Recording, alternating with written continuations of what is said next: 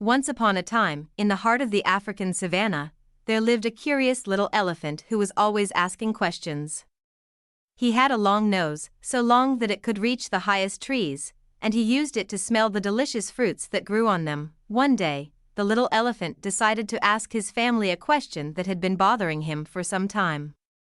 "Why do we have such long noses?" he asked. His mother, who was busy munching on some leaves, replied,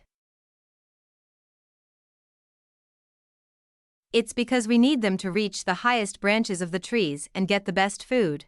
But the little elephant was not satisfied with her answer. He wanted to know more. So he asked his father, who was taking a mud bath nearby, "Why do we have such big ears?"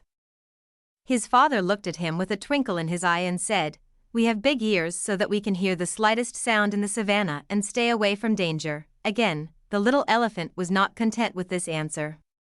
He wanted to know more about the world around him. So he decided to go on an adventure to find out the answers to his questions. He set off into the vast savannah, walking through the tall grasses and listening to the sounds of the animals around him. As he walked, he met many animals who were amazed by his long nose and big ears. They asked him where he was going, and he told them about his quest for knowledge. One of the animals he met was a crocodile, who told him about the legendary kolo bird. The bird was said to know everything in the world, and it lived on the banks of the great river. The little elephant was excited by this news and decided to follow the crocodile to the river. When he got there, he saw the kolo bird perched on a branch, singing a beautiful song. The little elephant waited patiently for the bird to finish its song, and then he asked his questions.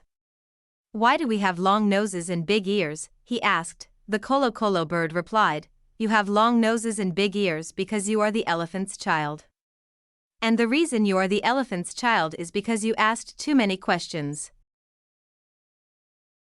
The little elephant was confused by this answer, but the bird continued, "But that's okay, because now you know the answers to your questions.